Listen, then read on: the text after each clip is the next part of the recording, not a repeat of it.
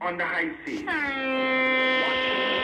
say money makes the world go round. I say ships move the money that make the world move. Who navigates those large international ships? How often are international ships required to be surveyed and inspected? Maritime also protects our seas and borders by way of our local Bahamas Defense It is Force. very sad to say that out of 1,500 plus ships that are registered under the Bahamian flag, only a very small amount of Bahamians are employed. And welcome, Bahamas, to Maritime Matters. Whether you're listening via radio wave on 97.5 FM, via the internet, on one of the selected internet apps, via Cable Bahamas on channel 951, or via BTC Flow TV, channel 606. We appreciate you and we humbly welcome you to our show.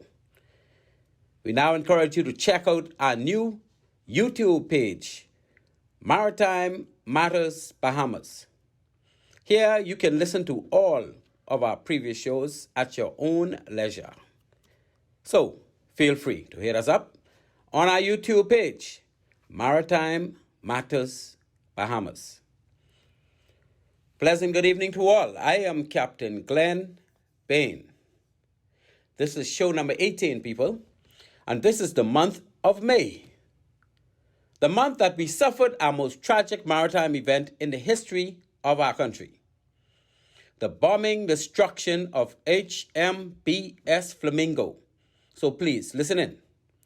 Listen in as we close out this incredible month of well-received details of that most tragic and sobering maritime event in the history of our nation. The bombing of HMBS Flamingo. The 4 Marines that were killed in the process and the burden that the 15 survivors had to endure in the aftermath of that tragic incident.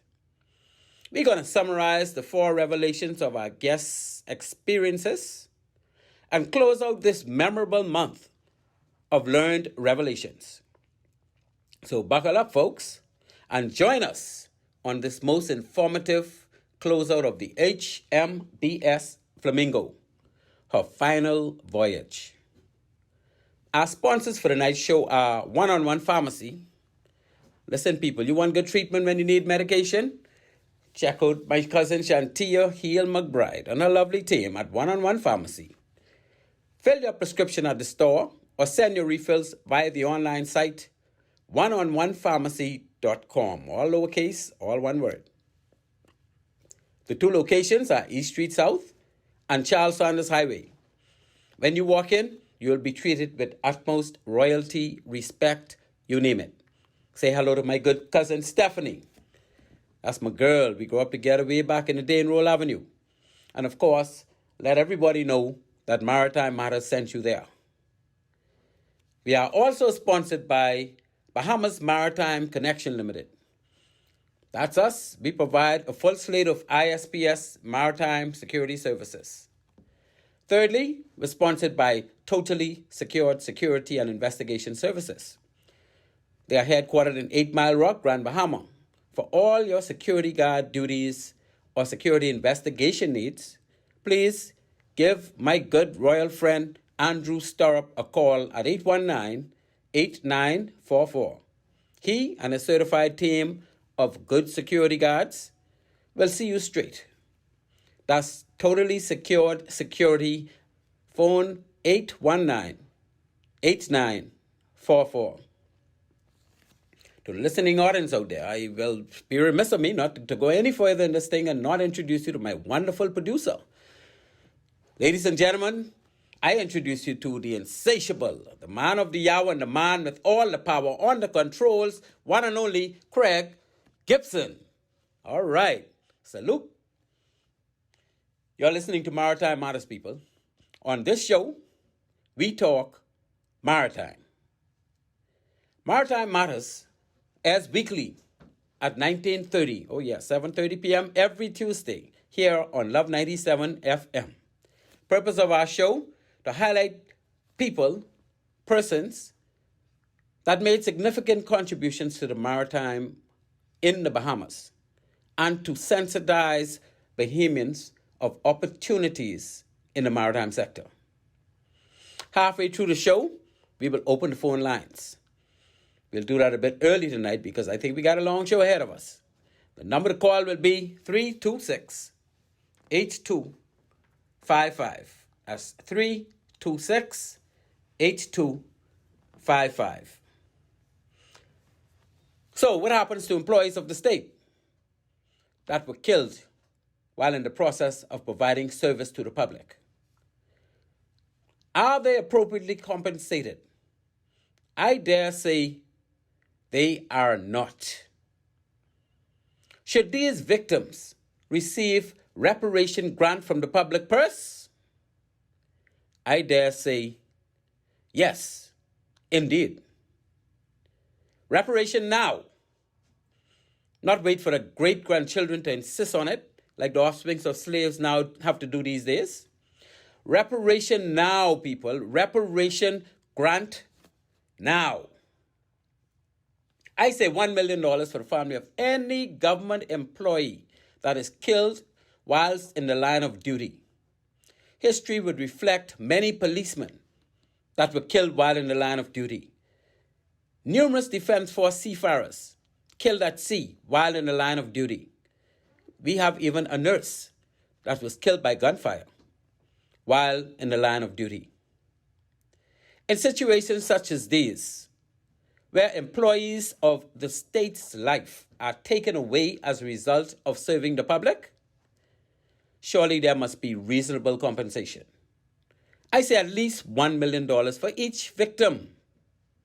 And this should have nothing to do with any insurances, but funds issued by the Treasury of our state as a grant of gratitude to the family of these victims. And of course, this needs to be made retroactive, people. If we appreciate our employees of the state making such sacrifices for us all, we should have no objection to appropriate reparations. I also say at least $1 million for any person that causes the country's flag to raise, show our colors while the national anthem plays in the eyes of the world. And that can only happen at the Olympic if you win a gold medal. So once you attain a gold medal in the Olympics, for each occasion, you should receive at least $1 million. $1 million each for the family of Derwood and Cecil. $1 million for each of the 5 golden girls. An additional $1 million for Pauline. $1 million for Tonique. $1 million for each of the 5 golden knights. $1 million for Stevie. $1 million for each of the 2 times Shawnee stood tallest in the eyes of the world. This is such a small price to pay from the state's treasures and coffers for such accomplishments.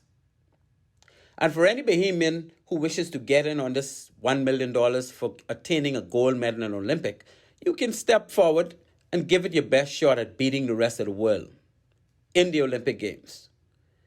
It should certainly be there for you too.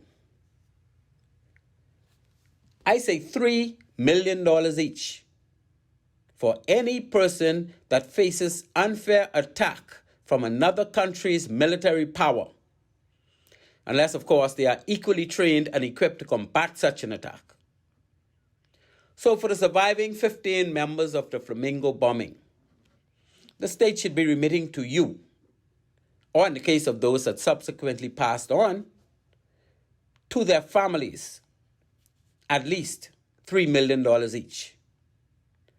Again, this is a small price to pay for one that was only trained to combat intruders in a peacetime situation without being given the relevant weaponry or training, helplessly suffered unrelenting attack from a foreign military might raining missiles and gunfire from a MiG fighter jet up in the air. For this people, at least $3 million per person. And they go on. At least $5 million each for the family of any person slaughtered as a result of any military attack without being trained and or equipped to fairly defend themselves against such an attack. Yes, the families of Fenric, Austin, David, and Edward, you should be receiving at least $5 million for your son's devastating loss of life.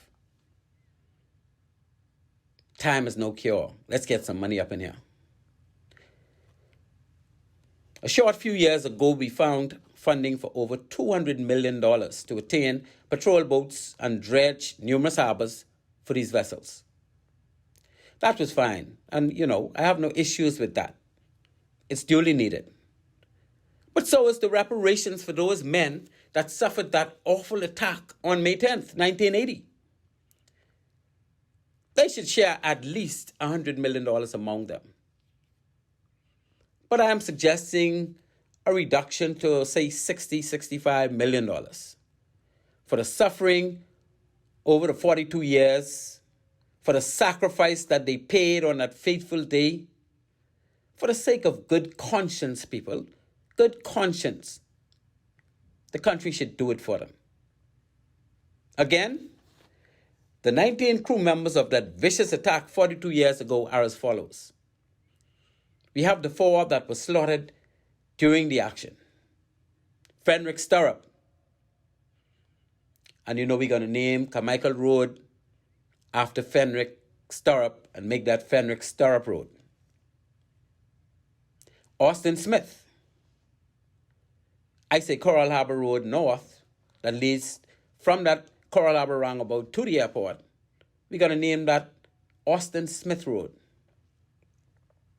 David Tucker, the great gunner.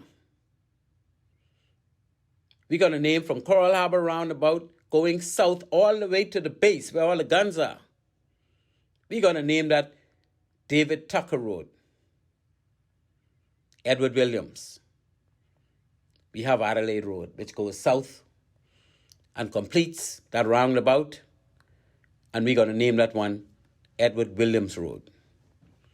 And each one of those streets will be faced with a life-size bronze statue of each one of those men that was slaughtered unfairly without being able to defend themselves for the sake of our good country.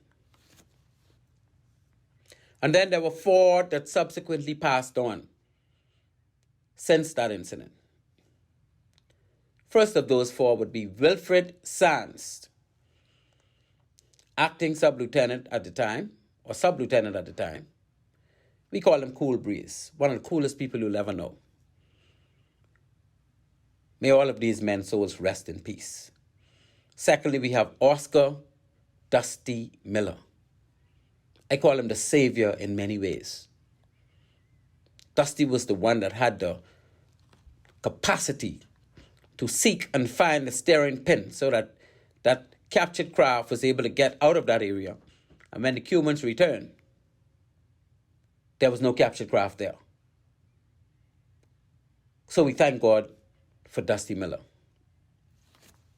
Leopold Kirby, my very good friend, he and I sailed for many, many years on various ships in the Defense Force. Very good man. Leo Kirby, may his soul, among with all the rest, rest in peace. And of course, the most famous, Amos Roll, the captain, the person that showed us what it is to be a captain in times of peril. The one that was the last person to leave a ship. And he had to be coaxed to leave. He didn't want to leave his ship until it went down. All salutes. Hats off to Senior Commander Amos Roll. And we have 11 that are still with us. They live among us. Some of them not doing too well. Some of them hanging in there. And when you see them, people, please, pay them some utmost respect. Because what these men have gone through, there was no other in our country to share such an experience. Anthony Allens, Peterson James, Gregory Curry, Denzel Clark, Trevor Sands, John Wallace, Whitfield Neely, Willard Saunders, Anthony Russell, Eugene Thompson, Cladwell Farrington. Those are the men that walk among us today. The men that have stories of their own. The men that has carried this fatal incident for 42 years, people, and counting. I salute you, men, each and every one of you. We're talking maritime, people. You're listening to Maritime Matters.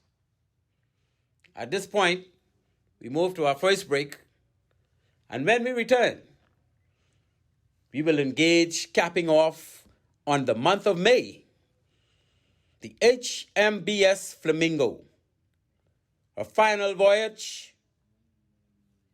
So please, people, stay tuned. One-on-One Pharmacy, our friendly staff is ready to serve you. Visit us today for all your prescription and over-the-counter needs at our East Street South or Charles Sanders Highway locations. We're open Monday through Saturday from 8 a.m. to 8 p.m. and from 9 to 4 on Sundays. In a rush? Send your refill scripts online at oneononepharmacy.com or ask about our convenient pickup service. One-on-One Pharmacy, providing personal health care with people at heart. When I was in college, I always kept abreast of what was going on at home by reading the Bahama Journal online. Now that I'm back at home, the only paper I buy is the Journal. It's the most comprehensive and analytical paper that's in circulation in the Bahamas, and it never misses a beat. That's why I always start my day by buying my journal from my favorite street vendor. So go and pick yours up today. The Bahama Journal. Get your copy from your favorite newsstand or street vendor, because it's all the news you need to read.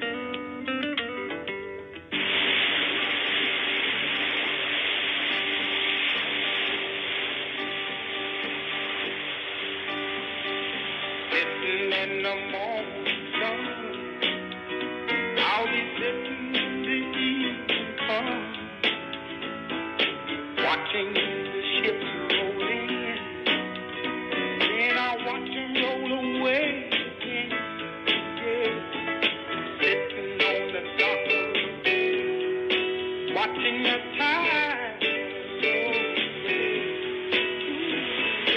Sitting on the dock of the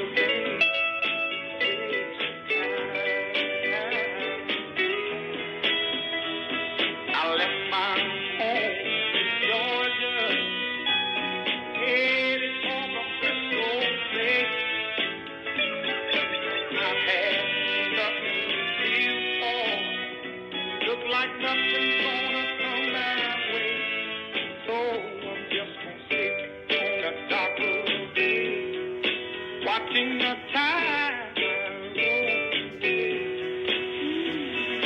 Sitting on the dock of the bay, wasting time.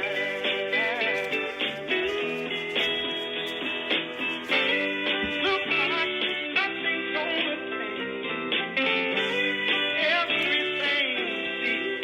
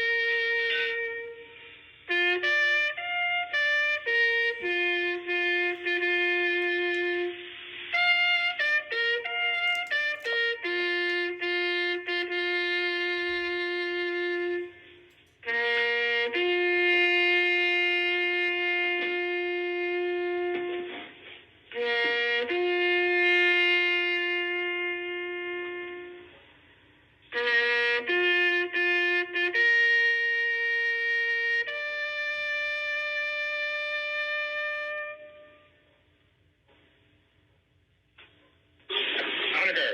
That's it. Port arms. Left, right. Loose. Unlock. Rifle. Prepare to fire. Ready. Aim. Fire. Ready. Aim. Fire. Ready. Aim. Fire. For love of country. Flamingo's last voyage. The sun is shining. Oh, what a lovely day. As the balmy breezes over the waters to play. HMBS Flamingo and crew are now eager to sail. We have our duties to perform, and we shall not fail. There are arms and victuals and water enough. Our good ship is ready, be the seas calm or rough. So away from Coral Harbor we did slip. Ah, no one knew we'd be seeing the last of our ship. Throttles are engaged, engines put in gear. We have a long way to go, let's get out of here. Flamingo has been assigned a southern patrol, sailing under the command of Commander Amos Rowe. See the young crew members all lining the deck. The rolling seas have such a soothing effect. Oh, brave young man, do you not know what evil winds your way doth blow? An anchorage is sought for the night at Green Key. For the winds have come up, the ship must seek lee. Some crew members tell tales to pass away the time, while others on deck cast out fishing lines. Morning has come and anchor is weighed. The first lieutenant's orders have been swiftly obeyed. Flamingo once again turns her bow to the south, as a course is laid on for Blossom Channel's mouth. The ship is abuzz and spirits are high. We all feel as one with the ocean and sky. Through the channel we go, down the Ragged Island chain, through gin-clear waters. What an ethereal scene. Now a few days have passed, lazy and slow. Flamingo for fuel to Inago must go. Refueled, she's again ready to hit the banks. There's great anticipation from men of all ranks. Today, this will be our lucky day. An arrest, no doubt, will come our way. Lookouts are stationed all around the ship, while the raider man watches for that elusive blip. We're again off Ragged Island, combing the banks. We love our jobs and need no special thanks. To serve our country is all that we ask. Brave young Bahamian men, fully committed to a task. This day is Sunday, the 10th of May. Oh, gloomy, dreadful, fateful day. Would to God you could forever be wiped away. Weary is my soul from the weights upon it lay. I have a contact, the radar watch shouts. It's 5 miles away and bearing due south. The skipper is summoned out of his cabin, while Flamingo leaps ahead as more power is given. The boarding party, all assembled, is standing by, all fully equipped, weapons pointing to the sky. Go forth, brave souls, your duty calls. Stand tall, each one, whatever befalls. As mighty Flamingo steams nearer and nearer, the contact we see grows clearer and clearer, until by the light of the blazing sun we could see a fishing vessel from some foreign country. A feeling of joy now descends on the crew, for what we first thought was one is now confirmed as two. 2 arrests now instead of 1 to be made. 2 arrests will now to our credit be laid. Both vessels are now fully in our possession. We've only to wait for the crew's confession. All in all, it has been a productive day. And very soon we begin again to be underway. Hark there, fellow Marines. From whence comes that sound that seems to permeate the air all around? Wait, look over yonder. Look to the sky. Are they not military aircraft that pass us by? Look again, my mate. They are coming around, flying low over the waters with a thunderous sound. Can someone tell what is the meaning of this? Will fear now overtake our early bliss? Oh, brave young men, strong Bahamian sons, the time has come to face hostile guns. This day will be recorded in our Defense Force story as the day young Bahamian sailors achieved eternal glory. Captain, my captain, we are now under attack. Those aircraft which first passed have now come back. See the bullets now piercing Flamingo's sleek side. What shall we do? There's no place to hide. The crew is assembled and Coral Harbor Base is now told of these tragic events as they continue to unfold. Alas, we must now abandon our ship, and soon under the waves she began to slip. Captain, look over there. They're now shooting in the water. Surely they intend our young men to slaughter. I hear even now a sailor's pitiful cry. Oh Lord, I'm hit. Please don't let me die. The aircrafts at last have gone away, leaving strong young men in shock and dismay. And as some semblance of what is brought to the scene, we cannot account for 4 brave young Marines. Austin Smith, Phoenix Sturb, Edward Williams, and David Tucker. Wherever you may be, may your soul find a sweet succor. You served your shipmates and country for many long years, and many will be the days of your memories with tears. Oh, Bahamian mothers, on this Mother's Day, I pray that God wipes your tears away. Your sons have gone down into the deep, but our God in heaven their souls will keep.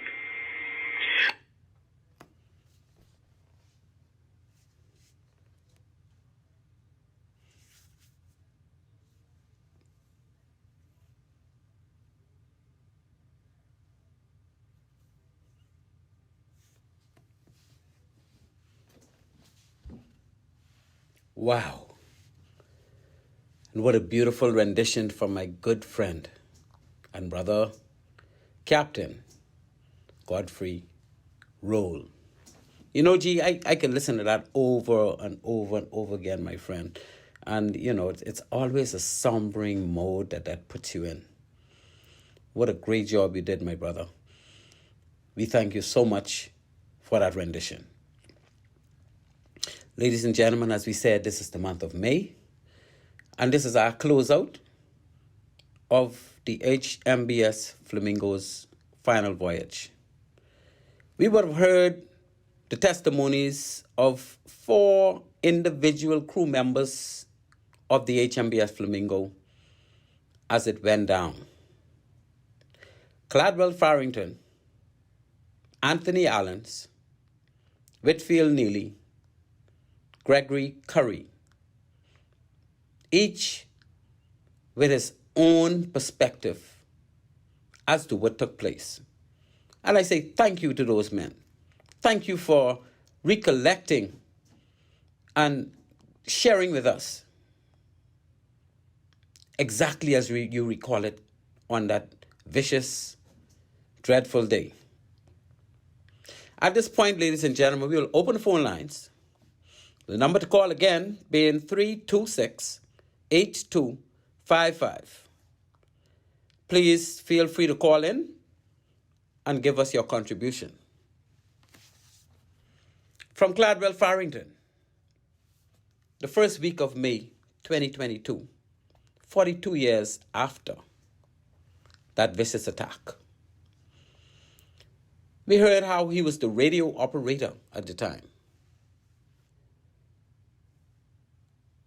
How he was crushed by the falling rack of radios upon impact of the first missile from the Cuban make. He don't know how he got out or from under those radios, but he made it out.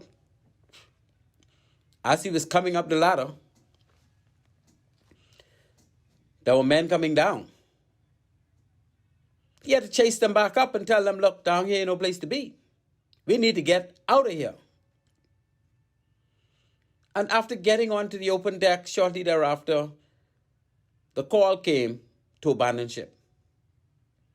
He told us how he was the first person to hit the water, because he realized the ship was all mashed up and going under. He swam as fast as he could, and he was one of the first persons to reach the captured craft for safety. Cladwell told us how once they were all on board, they did a head count, and they realized that 4 men were unaccounted for. The search went out. And during that search, that was Force Chief, I call him. But at the time, he was Petty Officer James, along with O.B. Neely, went out and they searched until dark. It was too dark to continue searching. At which time, they all came on board the vessel, the captured craft with everybody else. And they started to make their way. Okay, we got a call online. When they started to make their way to Ragged Island.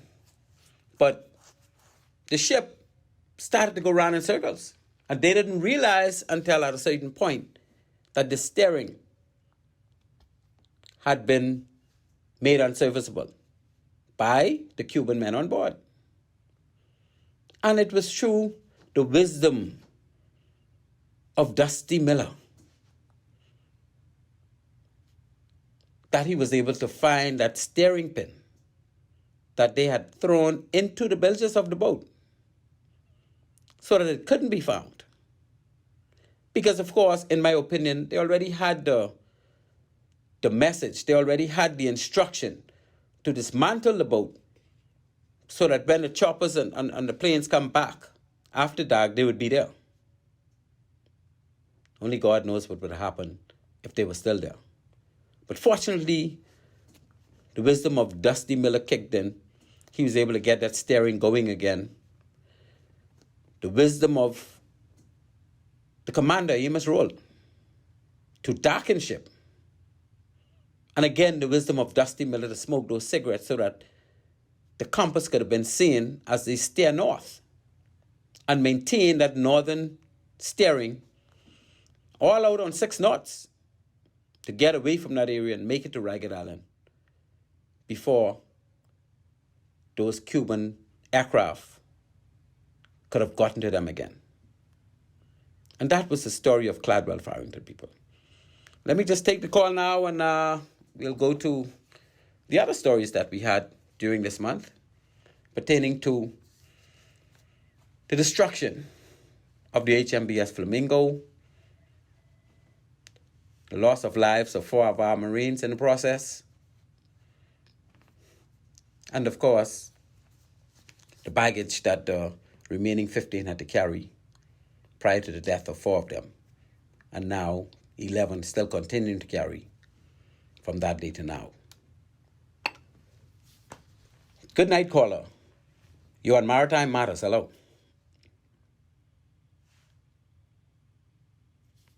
Caller, is still there? It appears though that caller has gone away. So if you wish, caller, you can call back. We will be happy to get your contribution. And on that second occasion, for the second week, we had a call-in show with Captain Anthony Allens. Of course, he told us that he was leading the first boarding party aboard the captured craft.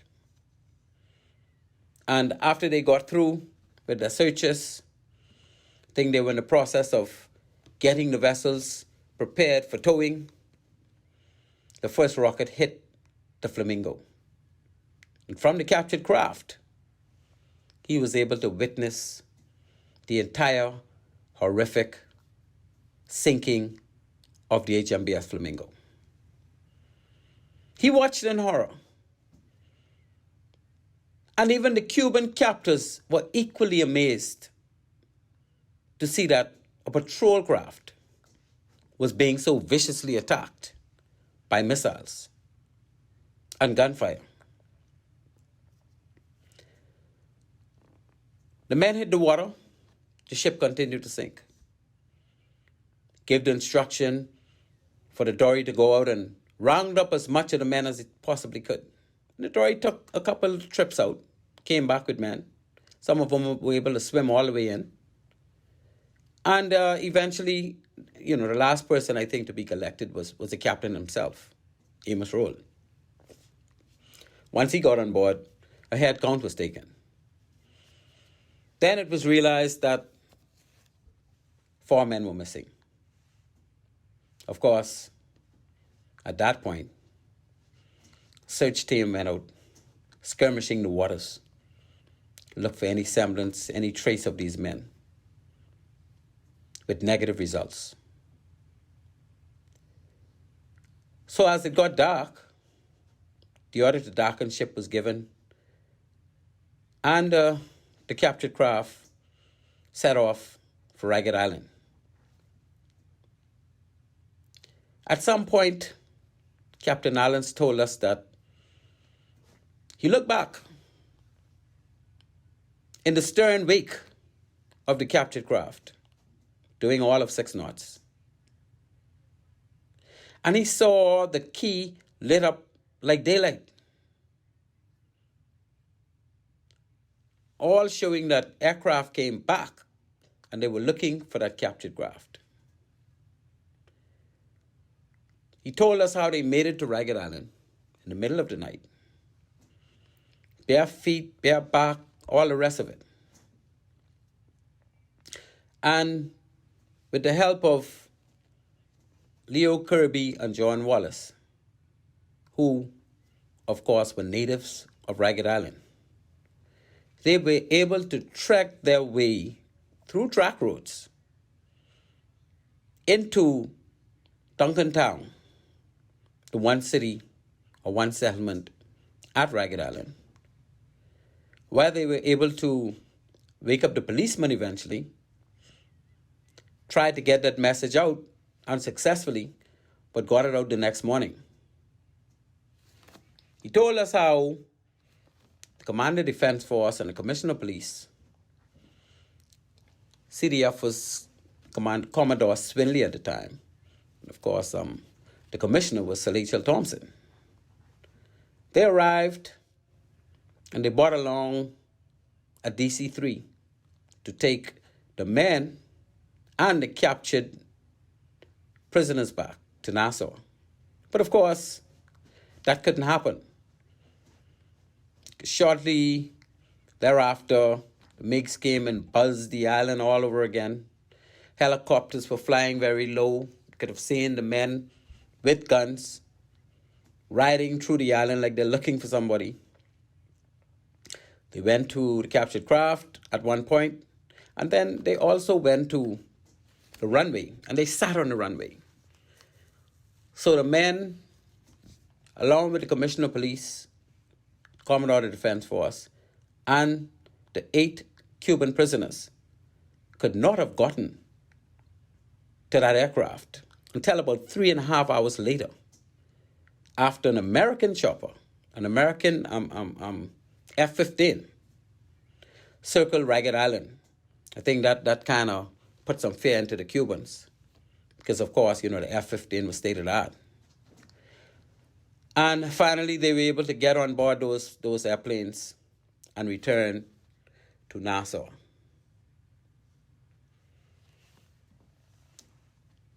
A week later, we would have heard from Whitfield Neely, Captain Whitfield Neely, His Excellency Whitfield Neely. Whitfield was one of the youngest seamen on board. I think he just recently came out of training. And he was part of one of the boarding parties. So he too would have seen the entire ordeal from the captured craft. It was horrific and unbelievable. So when he got the opportunity, because there were bullets all through the water and all the rest of that, and when he got the opportunity, what did Whitfield do? Whitfield got in the door and he started to round up men. He made a couple trips. And of course, when he returned for the last time, he thought that was it. And everybody told him, look at the ship. And that's the captain with a fire extinguisher trying to put out whatever he could put out. And he just dashed over there, got the captain, Command Amos role, and told him, we got to get out of here. The ship is sinking. And of course, he returned. And when the head count was done, again, 4 men were missing. Skirmish was done. The missing 4 men were not seen. And again, they departed the area under cover of darkness. After darkening ship, made it to Ragged Island, and so on and so forth. And then last week, we had the clipping from Gregory Curry, retired from the Defense Force as a Force Chief Petty Officer. Still working, still doing, I'm teaching electrical at BTVI, as I know it. The name may have changed, but he's still very active. He was the radio technician on board. And of course, he also assisted with the radio communications to and from the base while the ship is at sea.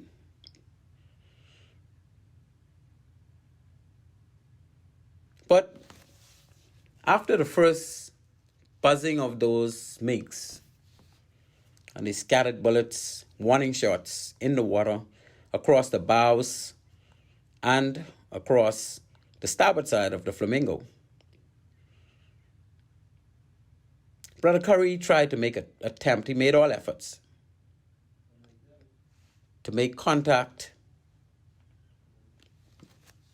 with the aircraft. They were speaking Spanish, of course, and he could have heard them loud and clear, and he kept trying to intervene and interject, and they were just ignoring him. Okay, we got another call on line 1. Let's get back to Gregory Curry in a minute. Good evening, caller. You're on Maritime Matters. Hello. Hey, good night, Captain Bean. How you doing? Good night to you, sir, and thank you for calling. I'm in top shape, man. How are you? Wonderful, wonderful. This is Airman First Class Marvin Johnson, United States Air Force. That's that aircraft, which you called, there was 2 of them, F-15s. They were dispatched from the section that I was enrolled in, which was Tactical Air Command, Homestead Air Force Base. Oh, wow. Well, I was advised that they probably came from Guantanamo, so they came from Homestead. Yeah, they came from Homestead Air Force Base, that attached to Homestead Air Force Base, Tactical Air Command. Wow. I'm so happy and so proud that you called in and give us that information. That's some deep stuff. But what, for the life of me, right, what I don't understand is with both administrations, there seems to be minimal closure when it comes to uplifting these men. All of the stuff you say tonight, I totally agree with, Thank you. All of the stuff that you say. But for some reason, both administrations seems to take a hands-off approach when it comes to these men. And that incident, you ain't got no real reason why you think that is. Well, actually, even me as a Defense Force person for all those years, this was like taboo to even speak about this because it was just not spoken of and not taught in the Defense Force where, it was a lesson for us to learn and we should even respect these men that went through such a trauma. Exactly. This incident should be taught in the schools, in everything. But maybe, Captain B, what some of us need to do, we need to mean, I don't want people out there to shy off of what I'm trying to say, but maybe some of us need to get on the plane, and we need to go to Cuba. I mean, to try to find out from that end exactly what happened. I'm not sure. We don't quite understand what happened because, there were quite a few meetings. Right after that incident, Cuba had a contingent come to Nassau, and there were grave protests from Bahamians, even at the airport, when they came on both occasions. And they got together with our authorities, and everything was trashed out and ironed out, and later, it was concluded that this is the line we'll take. They would pay, and they would pay $4.5 million, I think it was, and that after that was done, I mean, our country didn't do anything to pay anything to anybody. It was only the monies that the Cubans paid, and they only paid for as far as the 4 men that were killed on the vessel. If my memory serves me correct, I think the men, each individual family only got about $100,000? Only $100,000 each of the 4 men that were killed. $100,000. And nobody else got anything. We have some men who are in the water that actually, we have men that have scars from bullets. We have men that they toted this trauma now for 42 plus years. Yeah. And there was nothing. And the thing about it is we got men that actually retired from the defense force or resigned from the defense force. And when they left the insurance lapse, they didn't have any more insurance. Men who went through this trauma. This thing really, really has been baffling me for a very long time. I could say some things, but I ain't. Yeah, but it's never too late. It's never too late for reparations. It's never too late to right that was wrong. Do you know, even although I left the United States Air Force in 1983, to this day, if I called any of the government services with reference to the United States, you know what they say to me? Thank you, Mr. Johnson, for service to your country. Wow. Right to this day. Wow. And I thank you too. I thank you too, Mr. Johnson, for service in the U.S. Air Force. I imagine it was. Yeah, it was the Air Force right after high school. Wow. St. John's College. Oh, the great Green Giants. Yeah, the Green Giants. Yeah, but it makes you feel a part of. You understand what I'm trying to say? Yeah, but see, it's like you quit the day they forget you this evening. Oh yeah, they don't. I'm not saying they forget you, but the thing is, our country is not a war. We don't have any history of war with this particular country. I mean, we have people from this country that went with the British and the U.S. armed forces and did things, but in our country, we're not trained for war. We don't have any type of equipment to battle in a war.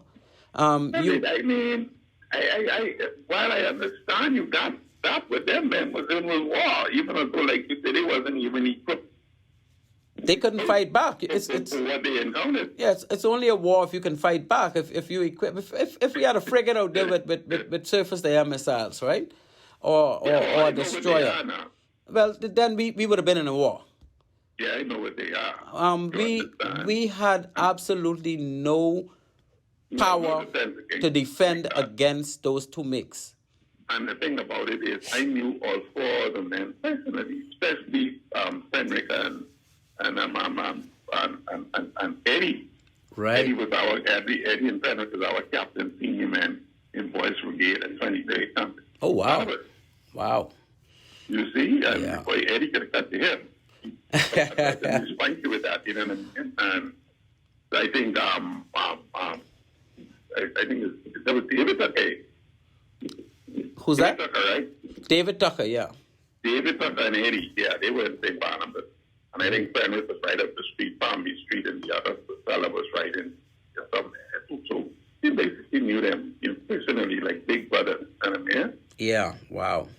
But anyway, Captain Bean, that still baffles me, you know what I mean? But anyway, maybe one day, Yeah, well, Brother Johnson, I'll be happy to sit and talk with you. I really appreciate that angle you just gave us. You said at the time you were based at the Homestead Air Force Base? Yeah. I was fully enrolled at the United States Air Force. I left school in St. John's in 1901, June. Right. Or July, and then in September, I went in the United States Air Force same year. Were you an engineer? Were you an pilot assistant? Were you what role did you play with the U.S. Air Force? Well, in peacetime, I was a gunner and on the Huey, the two choppers. Right. Okay. And that gunner at the door for the Huey. And yeah. wartime, I would have been a special mechanic, fixing the tanks. Right. That type of stuff in wartime. That must have been. Fortunately for me, war never come. War never come for you. Yeah, but that's a great opportunity and experience that I've gone through, man. And we're glad to have you back in one piece, my brother. Oh, yeah. So you returned to the Bahamas to live, or you still live in the U.S.? No, man. I got married to Bahamian young lady. He had 2 kids at the time. And oh, you're quite a smart man. After I did my 10 year, I came back to it. Okay. Well, I thank you so much, Brother Johnson, for calling in and giving us that perspective that we could have never gotten otherwise. Yeah. Anytime, man. You know me, you know me very well. Man, because when I came out of the Air Force, I went straight to the Defense Force Base to try to enroll. I think Captain Herbie Bean or Lieutenant Herbie Bean, whatever his rank is now, they was in training. Oh, okay, yeah. Well, I would have been. They was training. They didn't go on. I don't even think they'd gone off to England yet. Okay. But Commander Swinley, he did everything in the world to persuade me not to come here because they couldn't offer me what the United States was offering. Yeah, you would have to take a dip in salary, eh? Yeah, I would have to take a big hit. So I just considered that too much. But anyway, Captain Bain, one of these days, I'll let you know exactly who I am. Thank you, Brother Johnson. Please do. Let me know who you are. We need to get together and do some more talking on this item right here. Yeah, man. Take care of yourself, my brother, and thanks for calling Maritime Matters. Yeah, man. Beautiful call. Never had that perspective. I was advised, based on all the information I saw in my research, it was believed that aircraft, that F-15, actually came out of Guantanamo Bay. I suppose they thought that because it was so much closer. But as we've been so well advised just now, that craft actually came from the Air Force Base in Homestead, Florida. So I thank Brother Johnson for clearing that up for us. And I continue with my good friend Gregory Curry's contributions surrounding this ill-fated event. Yes, he made attempts to call on the radio over and over again. And his calls basically fell on deaf ear. He knew that they could have heard him. And he knew that they knew some level of English. Because, I don't speak Spanish, but somebody call and say something in Spanish, I would understand that they're saying something in Spanish. Especially if I'm in a situation where I know I'm making an attack. I expect to hear something from somebody. But of course, I'm sure those MiGs were under instructions, and even if they wanted to respond, they probably couldn't. So there was no response.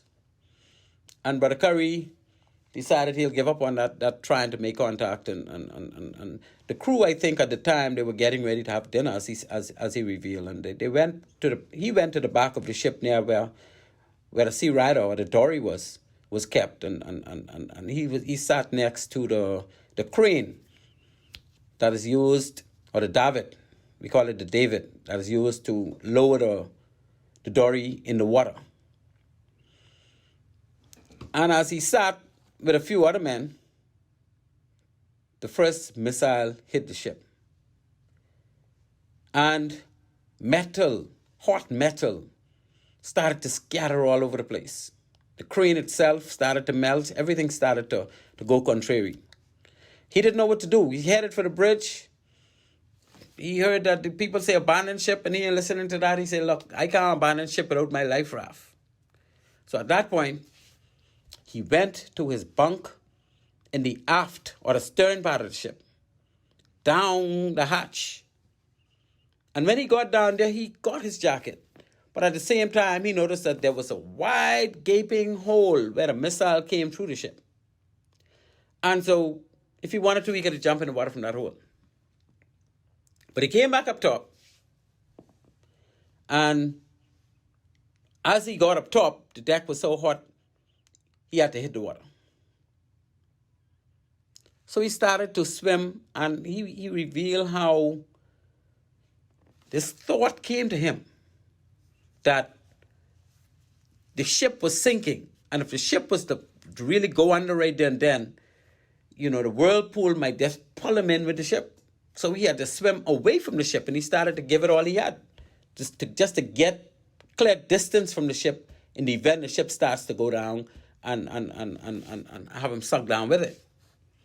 And he swam, and he talked about how one of the missing men were in the water right behind him, and he just kept coaching him, you got to keep swimming, let's keep swimming. And he saw bullets starting to riddle the water. So he dived, and he dived as deep as he could. And he stayed under as long as he could. But while he was under, he just saw the bullets passing all around him. And he don't know yet how come one of them didn't hit him. But of course, he had to surface. And when he surfaced, he looked around, continued swimming. He no longer saw the missing Marine. And he continued swimming until such time as Whitfield Neely, was circling with the dory. And Whitfield Neely came to his rescue. But what happened when Whitfield Neely arrived? He tried to get on the dory. Well, of course, the stern of the dory is the lowest part. So he tried to get on the dory from the stern. But his life jacket strap got hooked into the propeller of the dory. And every time Neely tried to move, that's a problem. And he didn't want, he could have gotten cut up in his legs or whatever the case may be. But Neely tried to get him on board. And at the same time, he saw a knife slide from the bow of the dory all the way to the stern, right where his hand was. And he's able to pull that knife up and cut himself free from the lanyard or the strap that had his life raft strapped onto him. And once they got on board, they went to collect Senior Commander Amos Roll, because Amos was the only person left on board the ship at the time. So with Obi Neely in the vessel, they went and they got Commander Roll, and then they returned to the captured craft. So he was rescued just before Commander Amos Roll went to the captured craft. And of course, we know the rest of the story. They searched for the missing men. After they did the head count, didn't find anybody. And just like everybody else was able to reiterate, they darkened ship after they got the steering going. Because of course, Dusty had to make sure the steering was in order. And I think it was him who talked about one of the men that, and I don't want to call the person's name again, but he had a problem with this whole thing. And unfortunately, he's the one that was holding the gun. He had the SMG, and he wanted to take a go at the prisoners because he was blaming them. Of course, the prisoners did what they know what to do, but they didn't have any hand in actually trying to sink the vessel and kill men. I don't even think they knew to what extent the authorities of Cuba would have done once they made that call, but they all found out. So they all lobbied on into Ragged Island. And, you had the two men from Ragged Island, John Wallace, Leo Kirby, led the way in working their way from where they grounded the captured craft to get onto Ragged Island. They walked through the water and then walked through track road. And again, the rest is history. So this was a fateful voyage. Details given by 4 crew members who are actually on board the ship when this incident occurred. And we have those stories. We need to do something about it. We need to get some reparations for these men. And, we know the details. So, ladies and gentlemen, At this point, I move to my second break. And when we return, we will go over the details of that entire fatal voyage of the HMBS Flamingo. And we're back, people.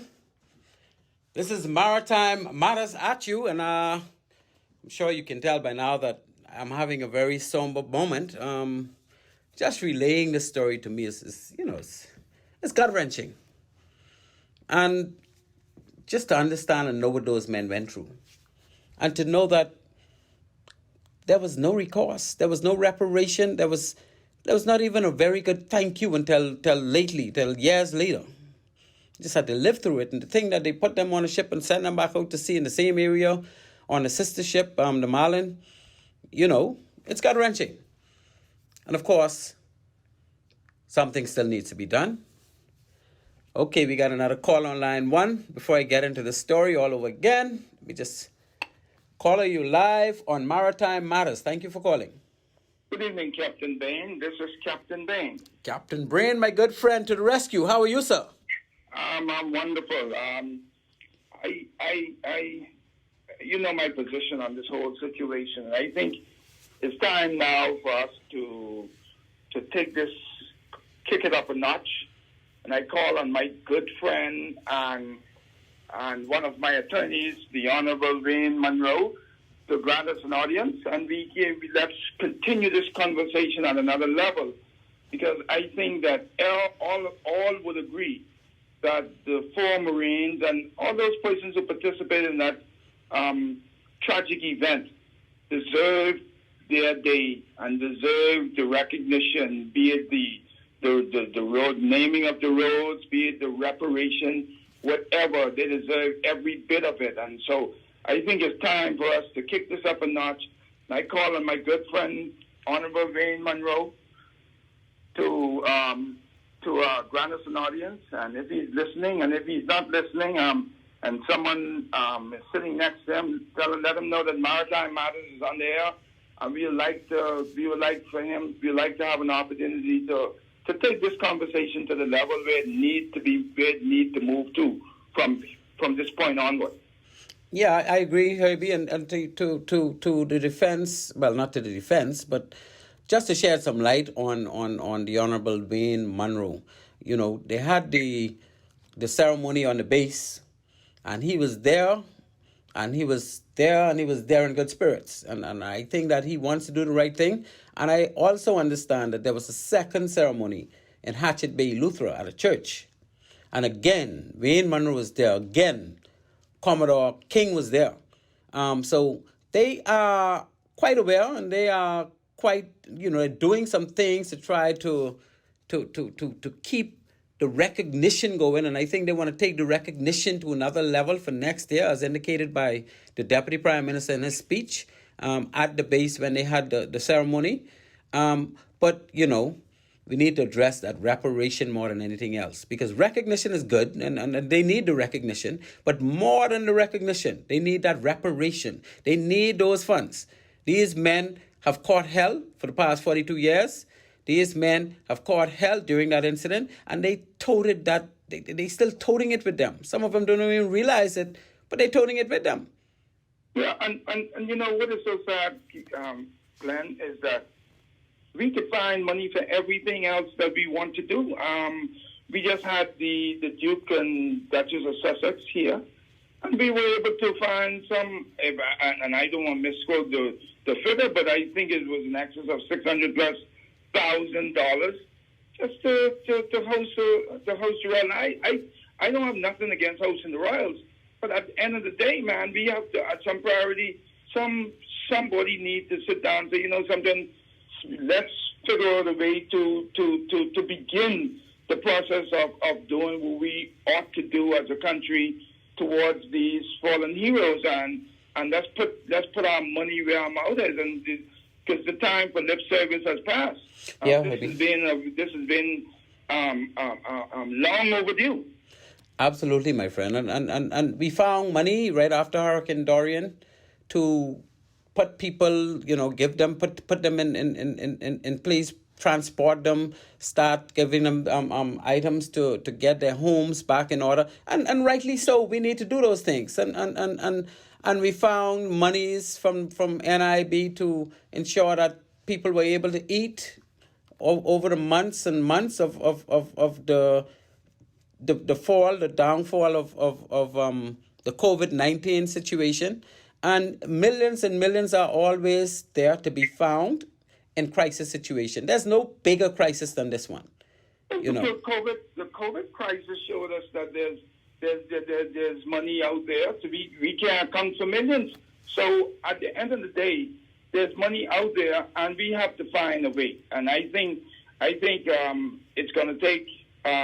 This is an excellent start of that conversation, and in moving that process forward. And I just hope that persons who have heirs of key people in this country who could actually move some things forward would join us and join the bandwagon to ensure that those folks who rightfully deserve to be compensated for their contribution to this nation are in fact compensated.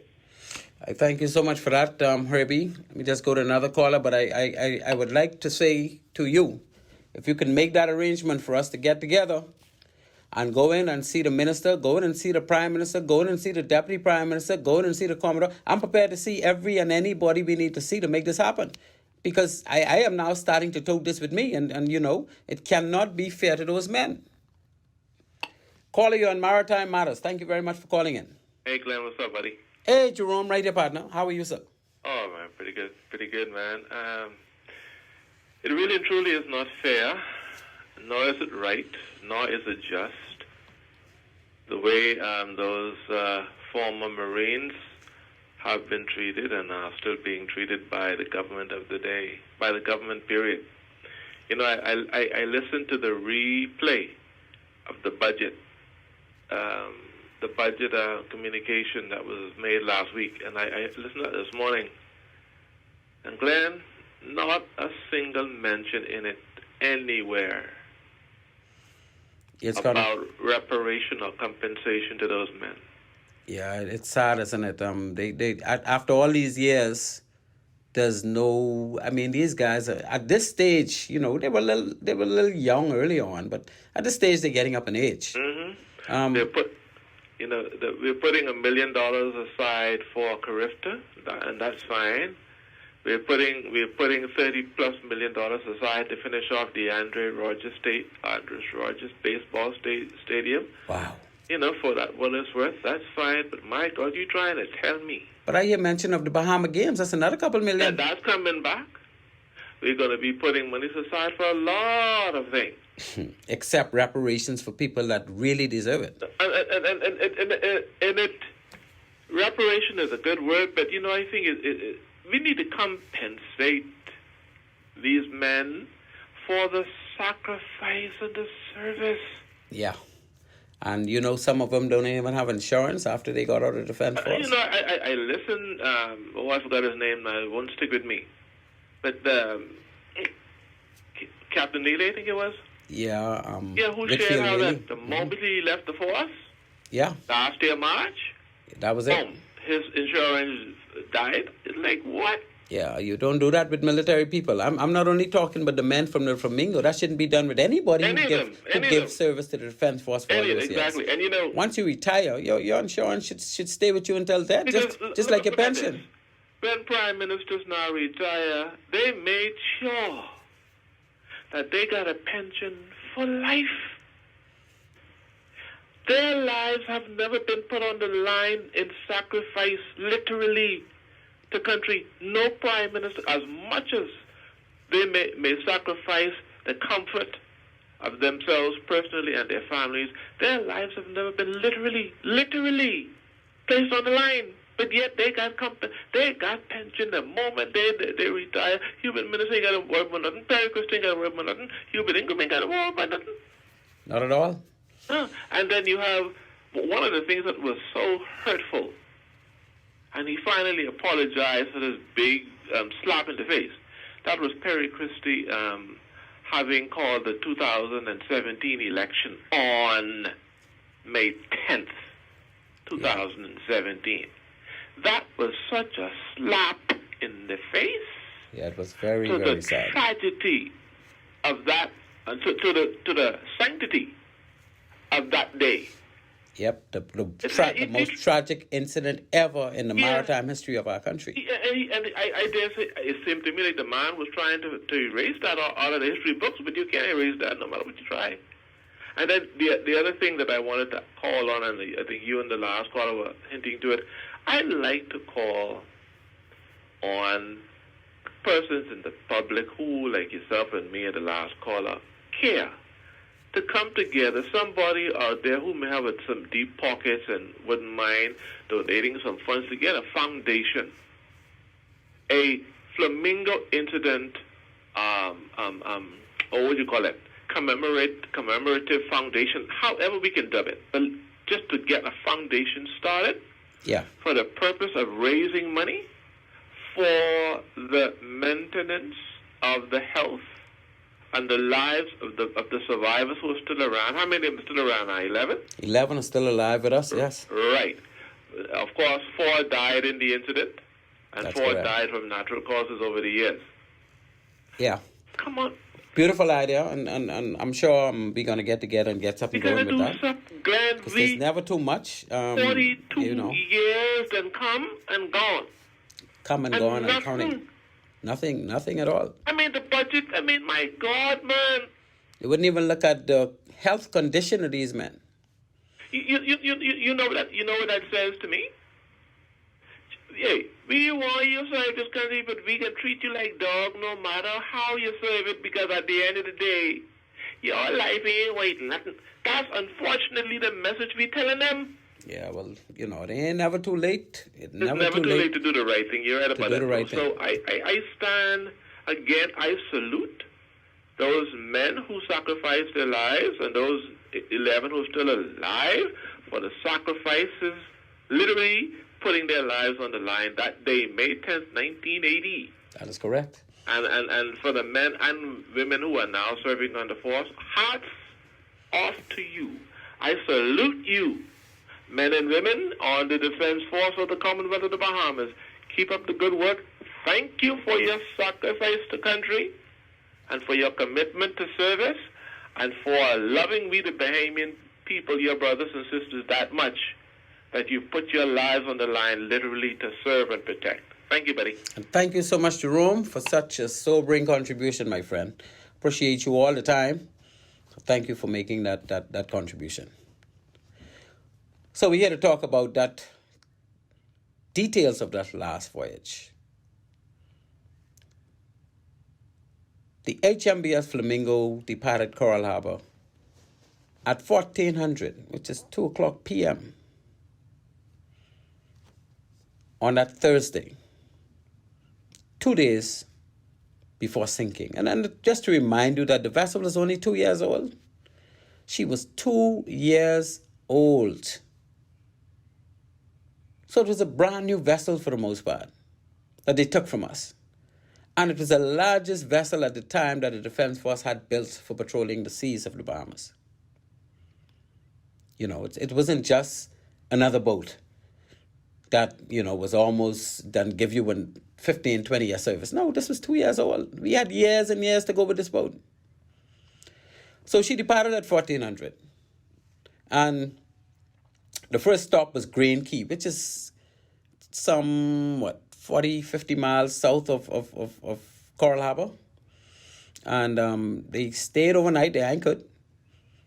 Of course, they do their little fishing and all the rest of that good stuff you do at Green Key. Get bite with mosquitoes a couple times. And the next morning, they proceeded to Gwinch's Key. So they went through Blossom Channel and across the Great Bahama Banks. And the first key they would have gone to was Gwinch's Key, which is the most western prior to going all the way to Key Sal across the Santorin Channel. Or it takes you all the way up to Orange Key. But it's the most western island on that southern coast of the Great Bahama Bank. And they spent overnight at Gwinchesky, and again, it's a good place to fish, hang out, catch yourself, just take it easy. And so they left Gwinchesky on Saturday morning. They spent Friday night there. And as they were passing Key Lobos, because they were not going to spend a night at Key Lobos, it was morning, they sighted 2 Cuban fishing vessels.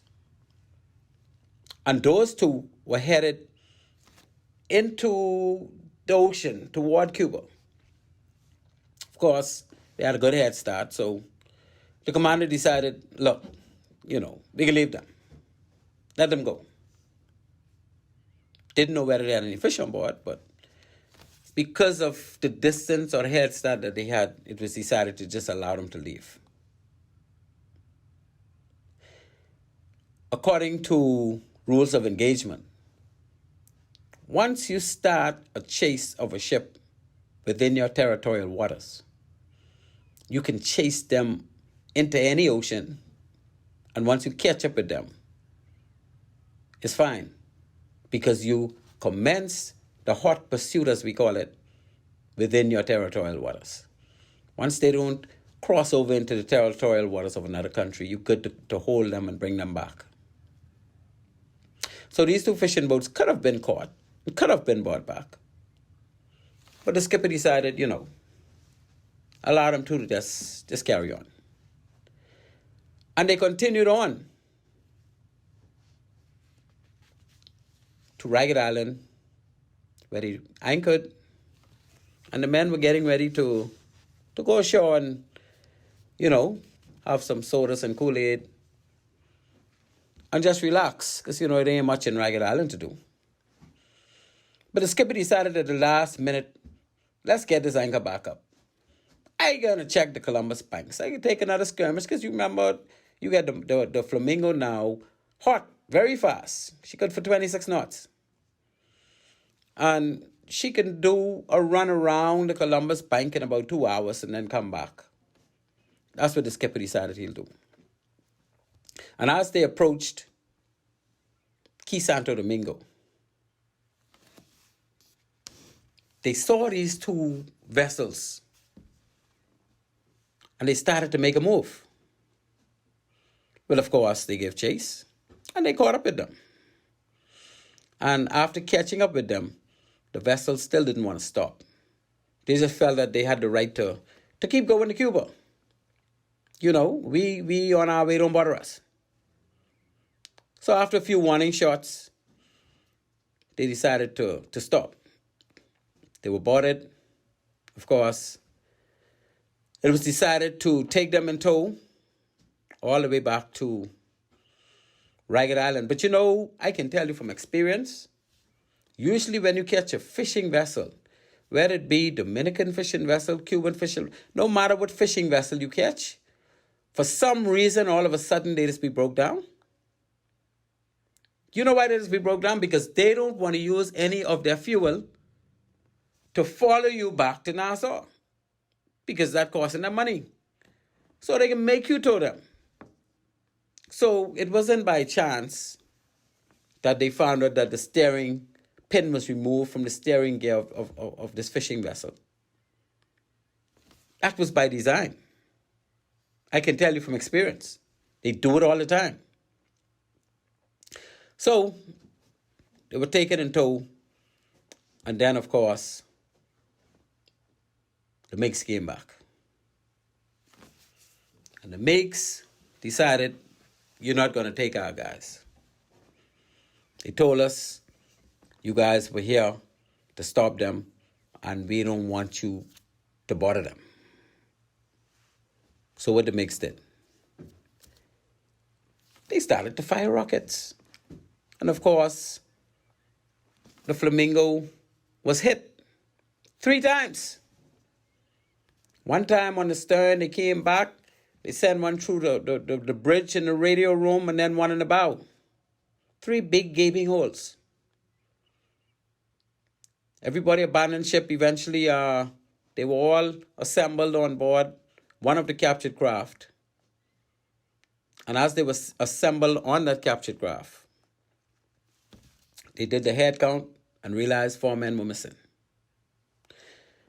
As a result, they send a dory out on a hunt. Let's find these men. And the dory looked until it got dark. Then they have to give up the search. And they had to make a move to get out of that area. Because they no longer had a patrol boat. They were on a fishing boat, all of them. And they made the move. And of course, thanks to Dusty again, they were able to get out of there. And they were able to get into Inagua. Where what happened? Where they tread through the track road into Duncantown, found the policeman. They all hobble up somewhere in the police station along with the prisoners. You got to keep them. And of course, they didn't get through until the next morning. And when they got through, communication-wise, Commissioner of Police and the Commander of Defense Force came down and in tow they bought a DC-3 to take the men. And some of the men said that was the longest ride they ever had in a plane. Ragged Island ain't close, you know. And when they got there, Cubans came back. Well, of course, they must have been looking for the captured craft. And at some point, in looking for that captured craft, they didn't see it until they got all the way to Ragged Island. And of course, they saw it. Because they went and they landed near it and they went to check it. They came up negative, so they realized the men were still in captivity. So they decided their men are not going to be taken. They came to get them because they had a helicopter personnel carrier to take the men back. But of course, we were not in the game of giving up no prisoners, eh? So we held out. And after 3.5 hours, and as we so informed by a Bahamian, Mr. Johnson, that was actually stationed at the Air Force Base in Homestead, Florida, that they sent, I think, 2 F-15s out or 1 F-15 out to check on Ragged Island. And it came and it circled the island a couple times. And once the Cubans realized there was help from a power even bigger than them, because the MiGs ain't stand no chance against the F-15, they decided we better get out of here. And after that, the men, along with the Commodore and the Commissioner, were able to return to Nassau. And that's the story of the Flamingo. And if I have to mention anything else about it, I would say that those men were not even given good counsel. They were just placed on a sister ship, the Marlin, sent right back out to sea. So whatever they had, they carried. And with that, we're going to close Maritime Matters for the night. So to my sponsors, One-on-One Pharmacy, totally start with others now, totally secured security and investigation services, and of course, Bahamas Maritime Connection. Maritime Matters, out.